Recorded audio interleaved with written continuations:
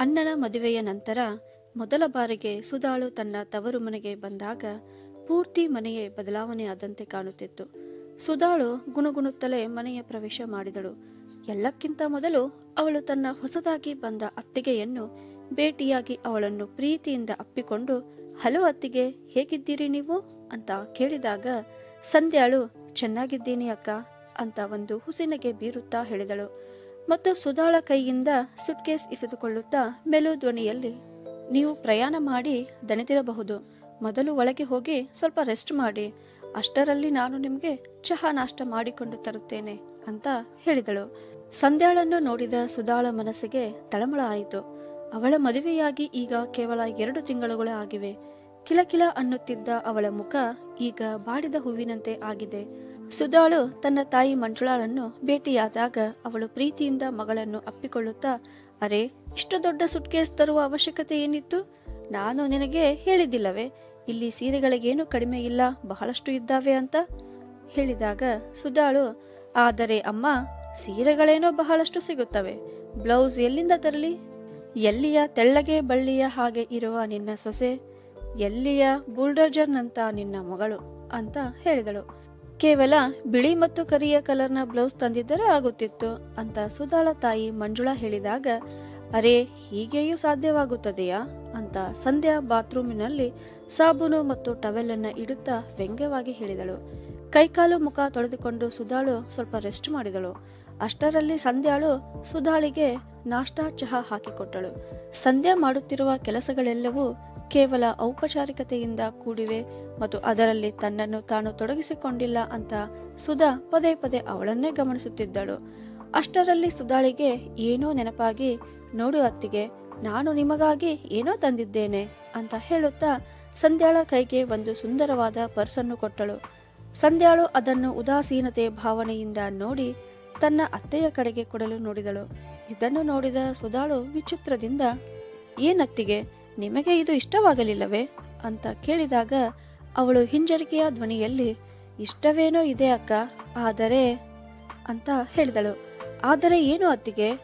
ಇದನ್ನು ನಾನು ನಿಮಗಾಗಿ ತಂದಿದ್ದೇನೆ, ನಿಮ್ಮ ಹತ್ತಿರ ಇಟ್ಟುಕೊಳ್ಳಿ ಅಂತ ಸುಧಾ ಆರ್ಡರ್ ಮಾಡುವ ರೀತಿ ಹೇಳಿದಾಗ ಸಂಧ್ಯಾಳು ಏನೂ ತಿಳಿಯದ ಸ್ಥಿತಿಯಲ್ಲಿ ಪರ್ಸನ್ನು ಕೈಯಲ್ಲಿ ಹಿಡಿದು ನಿಂತಳು.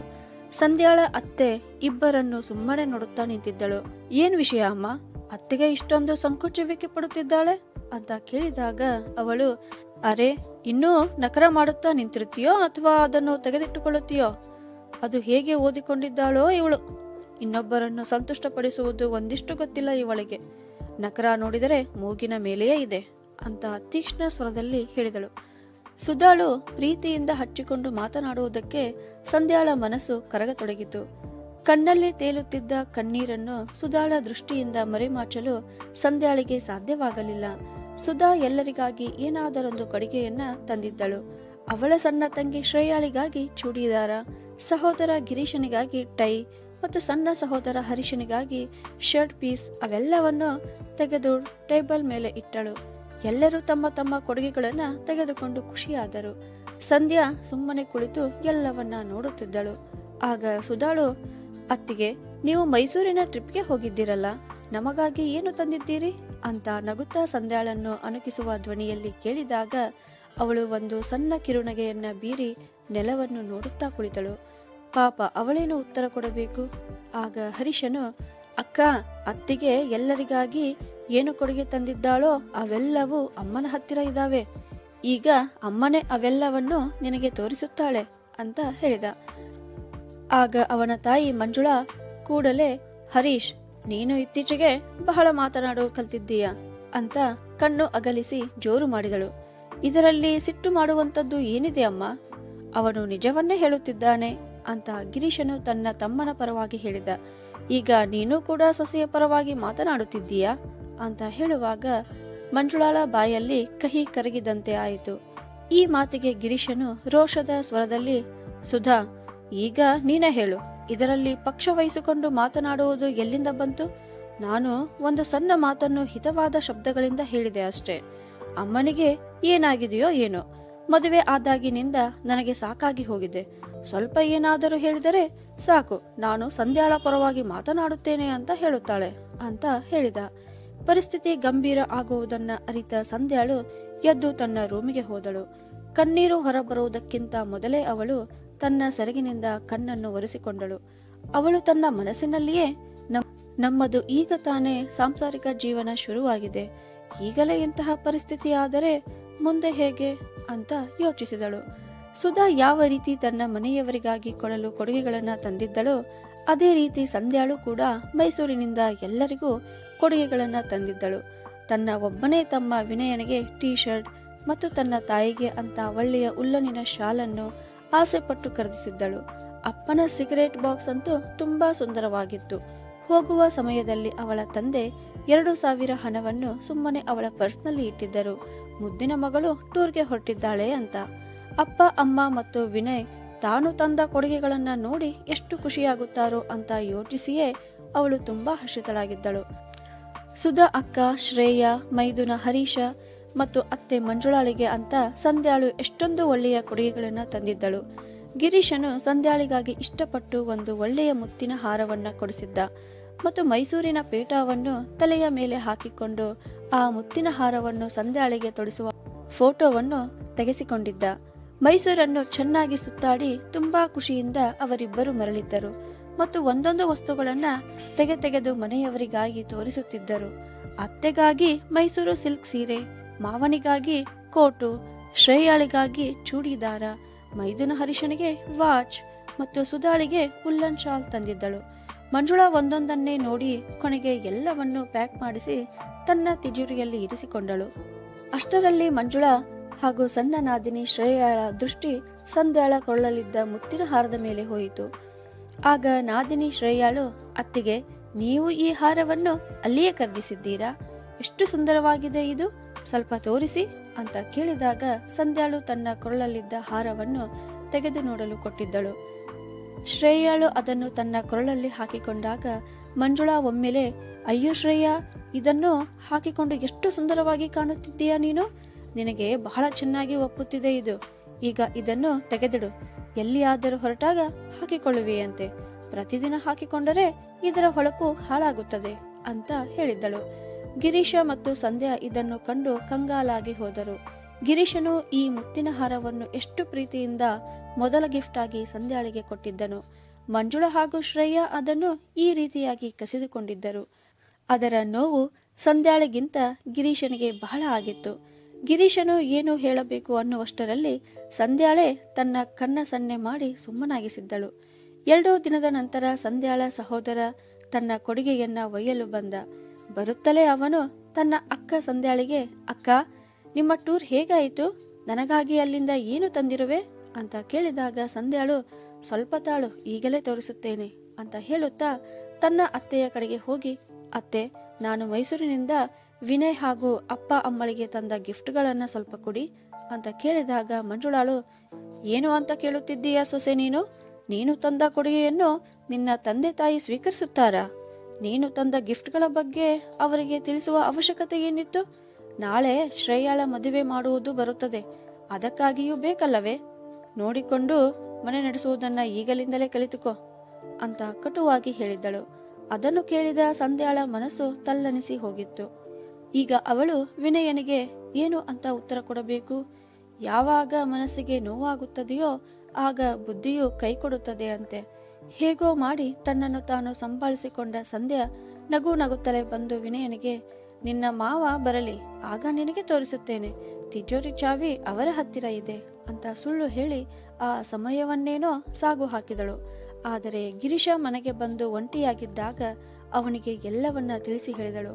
ಅವನು ತನ್ನ ತಾಯಿಯನ್ನು ಹಾಗೋ ಹೀಗೋ ಸಂಭಾಳಿಸಿ ಹೇಗೋ ಮಾಡಿ ವಿನಯನ ಟೀ ಶರ್ಟ್ ಅಷ್ಟನ್ನೇ ಇಸಿದುಕೊಳ್ಳಲು ಸಮರ್ಥನಾದ.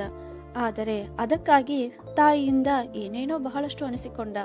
ಸಂಧ್ಯಾಳ ತವರು ಮನೆಯಿಂದ ಕೊಟ್ಟ ಎಲ್ಲಾ ಕೊಡುಗೆಗಳನ್ನು ಅವಳ ಅತ್ತೆಯು ಮೊದಲೇ ತನ್ನ ಕಪಾಟಿನಲ್ಲಿ ಇಟ್ಟುಕೊಂಡಿದ್ದಳು. ತಾನು ಇನ್ನೊಮ್ಮೆ ಆ ಕೊಡುಗೆಗಳನ್ನು ನೋಡಲು ಆಗುವುದಿಲ್ಲ ಅಂತ ಸಂಧ್ಯಾ ಮೊದಲೇ ಅಂದಾಡಿಸಿದ್ದಳು. ಮದುವೆಯ ನಂತರ ಸಂಧ್ಯಾಳ ಸಂಬಂಧಿಗಳು ಅವಳ ಕೈಗೆ ಕೊಟ್ಟ ಮತ್ತು ಮದುವೆಯಲ್ಲಿ ಗಿಫ್ಟ್ ಆಗಿ ಬಂದ ಎಲ್ಲಾ ಸೀರೆಗಳನ್ನು ಅತ್ತೆಯು ತನ್ನ ಕಪಾಟಿನಲ್ಲಿ ಇಟ್ಟುಕೊಂಡಿದ್ದಳು. ಈಗ ಅವಳು ಎಲ್ಲಿಗಾದರೂ ಹೋಗುವುದಿದ್ದರೆ ಸಂಧ್ಯಾಳ ಸೀರೆಯನ್ನೇ ಉಟ್ಟಿಕೊಂಡು ಹೋಗುತ್ತಿದ್ದಳು. ಶ್ರೇಯಾಳು ತನ್ನ ಹಳೆಯ ವಾಚನ್ನ ಕಟ್ಟುವುದನ್ನ ಬಿಟ್ಟು ಸಂಧ್ಯಾಳ ಹೊಸ ವಾಚನ್ನು ಕಟ್ಟಲು ಶುರು ಮಾಡಿದ್ದಳು. ಇದನ್ನೆಲ್ಲ ಕಣ್ಣಾರೆ ನೋಡುತ್ತಿದ್ದ ಸಂಧ್ಯಾಳಿಗೆ ಬಹಳ ದುಃಖವಾಗುತ್ತಿತ್ತು. ಆದರೂ ಅಸಹಾಯಕಳಾಗಿ ಸುಮ್ಮನೆ ಇರುತ್ತಿದ್ದಳು. ಎಷ್ಟು ಇಷ್ಟಪಟ್ಟು ಅವಳು ಎಲ್ಲಾ ವಸ್ತುಗಳನ್ನ ಖರೀದಿಸಿದ್ದಳು. ಅದನ್ನು ಅರಿತಿದ್ದ ಗಿರೀಶನಿಗೆ ತಾಯಿ ಮತ್ತು ತಂಗಿಯ ಎದುರು ಏನೂ ಮಾಡಲು ಸಾಧ್ಯವಿರಲಿಲ್ಲ. ಏನು ನಡೆಯುತ್ತಿದೆ ಅತ್ತಿಗೆ ಅಂತ ಸುಧಾಳ ಧ್ವನಿ ಕೇಳಿ ಸಂಧ್ಯಾ ವಾಸ್ತವಕ್ಕೆ ಬಂದಳು. ಏನೂ ಇಲ್ಲ ಅಕ್ಕ, ಬಾ ಕೂತ್ಕೋ ಅಂತ ಸಂಧ್ಯಾ ಹೇಳಿದಾಗ ಸುಧಾಳು, ಅತ್ತಿಗೆ ನಿಮ್ಮ ರೂಮು ನಿಮ್ಮಂತೆಯೇ ಸಪ್ಪೆ ಸಪ್ಪೆ ಕಾಣುತ್ತಿದೆ. ಸ್ವಲ್ಪವೂ ಹಿತವಾದ ವಾತಾವರಣ ಇಲ್ಲ. ನೋಡಿ, ಇಲ್ಲಿ ಸೈಡ್ ಲ್ಯಾಂಪ್ ಇಡಿರಿ, ಆ ಟೇಬಲ್ ಮೇಲೆ ಹೂವಿನ ಕುಂಡಲೆ ಮತ್ತು ಈ ಗೋಡೆಗೆ ನವಿಲುಗಳು ಇರುವ ಚಿತ್ರ ಅಂಟಿಸಿ, ಬಹಳ ಸುಂದರವಾಗಿ ಕಾಣುತ್ತದೆ. ಆಯ್ತು, ಹೇಳಿ, ನೀವು ತವರಿನಿಂದ ತಂದ ಸಾಮಾನುಗಳೆಲ್ಲವೂ ಎಲ್ಲಿವೆ? ನಿಮ್ಮ ರೂಮನ್ನು ನಾನು ತಯಾರಿ ಮಾಡಿಸುತ್ತೇನೆ. ಅಣ್ಣನಿಗೆ ಸ್ವಲ್ಪವೂ ಬಿಡುವು ಸಿಗುವುದಿಲ್ಲ ಮತ್ತು ಶ್ರೇಯಾಳಿಗೆ ಬುದ್ಧಿಯೇ ಇಲ್ಲ ಅಂತ ಸುಧಾಳು ಕೋಣೆಯನ್ನ ವಶಕ್ಕೆ ಪಡೆಯುತ್ತಾ ಹೇಳಿದಳು. ನೀವು ಹೇಳಿದಿರಲ್ಲ ಅಕ್ಕ, ನಾನು ಆಮೇಲೆ ಎಲ್ಲ ಸರಿ ಮಾಡಿಕೊಳ್ಳುತ್ತೇನೆ. ಈಗ ನಾನು ರಾತ್ರಿಯ ಅಡುಗೆ ತಯಾರಿ ಮಾಡ್ಕೋಬೇಕು ಅಂತ ಹೇಳುತ್ತಾ ಹೇಳಿದಾಗ ಸುಧಾಳು, ರಾತ್ರಿಯ ಊಟಕ್ಕೆ ನಾವೆಲ್ಲರೂ ಹೊರಗೆ ಹೊರಟಿದ್ದೇವೆ ಅತ್ತಿಗೆ. ನಾನು ಅಮ್ಮನಿಗೆ ಹೇಳಿದ್ದೇನೆ. ಅಮ್ಮ ತನ್ನ ಹಾಗೂ ಅಪ್ಪನ ಅಡುಗೆಯನ್ನು ತಾನೇ ಮಾಡಿಕೊಳ್ಳುತ್ತಾಳೆ ಅಂತ ಹೇಳಿದಳು. ಇಲ್ಲ ಇಲ್ಲ ಅಕ್ಕ, ಇದು ಸರಿ ಕಾಣೋದಿಲ್ಲ. ಅತ್ತೆ ತಮ್ಮ ಅಡುಗೆಯನ್ನು ತಾವೇ ಮಾಡಿಕೊಳ್ಳೋದಾ?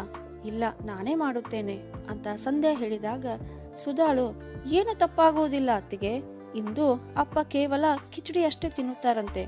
ಅವರಿಗೆ ಯಾವಾಗ ತಿನ್ನಬೇಕು ಅನಿಸುತ್ತದೆಯೋ ಆಗ ಅಮ್ಮ ಬಿಸಿ ಬಿಸಿ ಮಾಡುತ್ತಾಳೆ. ನಿನಗೆ ಗೊತ್ತಿಲ್ಲ ಅತ್ತಿಗೆ, ನಾನು ಎಷ್ಟು ಕಠಿಣತೆಯಿಂದ ಬಿಡುವು ಮಾಡಿಕೊಂಡು 2 ದಿನದ ಮಟ್ಟಿಗೆ ಇಲ್ಲಿಗೆ ಬಂದಿದ್ದೇನೆ.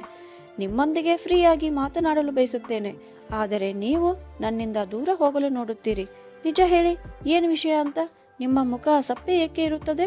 ನಾನು ಬಂದಾಗಿನಿಂದ ನೋಡುತ್ತಿದ್ದೇನೆ, ನಿಮಗೆ ಏನೋ ತೊಂದರೆ ಇದೆ ಅಂತ ನನಗೆ ಅನಿಸುತ್ತಿದೆ. ಅಣ್ಣನು ಕೂಡ ಸಪ್ಪೆ ಆಗೇ ಇರುತ್ತಾನೆ. ಅಷ್ಟಕ್ಕೂ ಏನು ವಿಷಯ ಅಂತ ನನಗೆ ತಿಳಿಯುತ್ತಿಲ್ಲ ಅಂತ ಕೇಳಿದಳು. ಹಾಗೇನು ಇಲ್ಲ ಅಕ್ಕ, ನೀವು ಏನೇನೋ ಕಲ್ಪನೆ ಮಾಡಿಕೊಳ್ಳುತ್ತಿದ್ದೀರಿ. ಎಲ್ಲವೂ ಸರಿ ಇದೆ ಅಂತ ಸಂಧ್ಯಾಳು ಮುಚ್ಚುಮರೆ ಮಾಡುತ್ತಾ ಬೇಜಾರಿನ ಸ್ವರದಲ್ಲಿ ಹೇಳಿದಾಗ ಸುಧಾಳು, ಸುಳ್ಳು ಹೇಳಬೇಡಿ ಅತ್ತಿಗೆ, ನಿಮ್ಮ ಈ ಸಪ್ಪೆ ಮುಖ ಬಹಳಷ್ಟು ಹೇಳುತ್ತಿದೆ. ಅದಿರ್ಲಿ, ಅಣ್ಣ ನಿಮಗೆ ಮೈಸೂರಲ್ಲಿ ಏನೇನು ಕೊಡಿಸಿದ್ದಾನೆ ತೋರಿಸಿ ಅಂತ ಕೇಳಿದಳು. ಸಂಧ್ಯಾ ಮತ್ತೊಮ್ಮೆ ಸಂಕೋಚದಿಂದ ತಳಮಳಗೊಂಡಳು. ಸುಧಾಳಿಗೆ ಏನು ಹೇಳಬೇಕು ಅಂತ ಅವಳಿಗೆ ತಿಳಿಯಲಿಲ್ಲ. ನಾನೇನಾದರೂ ಹೇಳಿದರೆ ನನ್ನ ತಾಯಿಯ ಬಗ್ಗೆ ತಪ್ಪು ಮತ್ತು ಆಪಾದನೆ ಮಾಡುತ್ತಿದ್ದಾಳೆ ಅಂತ ಅಂದುಕೊಳ್ಳಬಹುದು. ಅದಕ್ಕಾಗಿ ಸಂಧ್ಯಾ ಮತ್ತೊಮ್ಮೆ ಸುಳ್ಳು ಹೇಳಲು ಪ್ರಯತ್ನ ಮಾಡುತ್ತಾ, ಅವರೇನು ಕೊಡಿಸಿರುತ್ತಾರೆ? ಬರೀ ಸುತ್ತಾಡಿಸಿ ಕರೆದುಕೊಂಡು ಬಂದರು ಅಂತ ಹೇಳಿದಾಗ ಸುಧಾಳು, ನಾನು ಇದನ್ನು ಒಪ್ಪುವುದಿಲ್ಲ. ಅದು ಹೇಗೆ ಸಾಧ್ಯವಾಗುತ್ತದೆ? ಇರಲಿ, ನಿಮ್ಮ ಫೋಟೋದ ಆಲ್ಬಮ್ ತೋರಿಸಿ ಅಂತ ಕೇಳಿದಳು. ಸಂಧ್ಯಾಳು ತಮ್ಮ ಟೂರಿನ ಫೋಟೋದ ಆಲ್ಬಮ್ ಅನ್ನು ಸುಧಾಳ ಕೈಗೆ ಕೊಟ್ಟಳು. ಸುಧಾಳು ಫೋಟೋ ನೋಡುತ್ತಾ ನೋಡುತ್ತಾ ಒಮ್ಮೆಲೆ ಬೆಚ್ಚಿ ಬಿದ್ದಳು. ಒಂದು ಫೋಟೋದಲ್ಲಿ ಗಿರೀಶ ಸಂಧ್ಯಾಳಿಗೆ ತನ್ನ ಕೈಯಿಂದಲೇ ಒಂದು ಸುಂದರವಾದ ಮುತ್ತಿನ ಹಾರವನ್ನು ಹಾಕುತ್ತಿದ್ದ. ಅದನ್ನು ನೋಡಿದ ತಕ್ಷಣ ಸುಧಾಳು, ನೋಡಿದ್ರ ಅತ್ತಿಗೆ, ನಿಮ್ಮ ಕಳ್ಳತನ ಸಿಕ್ಕಿ ಬಿದ್ದಿತು. ಈ ಹಾರವನ್ನು ಕೊಡಿಸಿದ್ದಾನಲ್ಲವೇ ಗಿರೀಶನ್ನ ನಿಮಗೆ ಅಂತ ಕೇಳಿದಳು. ಈಗ ಸಂಧ್ಯಾಳಿಗೆ ಸುಳ್ಳು ಹೇಳಲು ಕಷ್ಟವಾಯಿತು. ಅವಳು ನಿಧಾನವಾಗಿ ತನ್ನ ಮನದಲ್ಲಿ ಹುದುಗಿದ್ದ ಬಿಡಿಸಲಾರದ ಗಂಟುಗಳನ್ನು ಸುಧಾಳ ಮುಂದೆ ಬಿಚ್ಚತೊಡಗಿದಳು. ಸುಧಾ ಸುಮ್ಮನೆ ಕುಳಿತು ಎಲ್ಲವನ್ನ ಕೇಳಿಸಿಕೊಂಡ ನಂತರ ಸಂಧ್ಯಾಳ ಬೆನ್ನು ಚಪ್ಪರಿಸುತ್ತಾ, ನೀವೇನು ಚಿಂತೆ ಮಾಡಬೇಡಿ ಅತ್ತಿಗೆ, ಎಲ್ಲವೂ ಸರಿಯಾಗುತ್ತದೆ. ಈಗ ನೀವು ಹೊರಗೆ ಹೋಗಲು ತಯಾರಾಗಿರಿ. ಗಿರೀಶನ್ನ ಇನ್ನೇನು ಬರುತ್ತಾನೆ ಅಂತ ಧೈರ್ಯ ತುಂಬಲು ನೋಡಿದಳು. ಮುಂದೇನು ಆಗುವುದೋ ಅಂತ ಸಂಧ್ಯಾ ತನ್ನ ಮನಸ್ಸಿನಲ್ಲೇ ಹೆದರತೊಡಗಿದಳು. ಮತ್ತು ಸುಧಾಳಿಗೆ ಎಲ್ಲವನ್ನು ಹೇಳಿ ಸರಿ ಮಾಡಿದೇನೋ ಅಥವಾ ತಪ್ಪು ಮಾಡಿದೇನೋ ಅನ್ನುವ ಚಿಂತೆ ಅವಳನ್ನು ಕಾಡತೊಡಗಿತು. ಅವಳು ಎಲ್ಲರೊಂದಿಗೆ ಹೊರಗೇನೋ ಹೋಗಿದ್ದಳು. ಆದರೆ ಮನದಲ್ಲಿ ಒಂದು ತರಹದ ಹೆದರಿಕೆ ಭಾವನೆಯೇ ತುಂಬಿತ್ತು. ಎಲ್ಲರೂ ಖುಷಿಯಿಂದ ಮೋಜು ಮಸ್ತಿ ಮಾಡುತ್ತಿದ್ದರೆ ಸಂಧ್ಯಾ ಎಲ್ಲರ ಮಧ್ಯೆ ಇದ್ದು ಇಲ್ಲದಂತೆ ಆಗಿದ್ದಳು. ಮರಳಿ ಬಂದ ನಂತರವೂ ಆ ರಾತ್ರಿ ಪೂರ್ತಿ ಅವಳಿಗೆ ಅರೆ ನಿದ್ರೆಯಲ್ಲಿಯೇ ಕಳೆಯಿತು. ಸಂಧ್ಯಾಳು ಬೇಜಾರಿನಲ್ಲಿರುವುದು ಗಿರೀಶನಿಗೂ ಗೊತ್ತಾಗುತ್ತಿತ್ತು.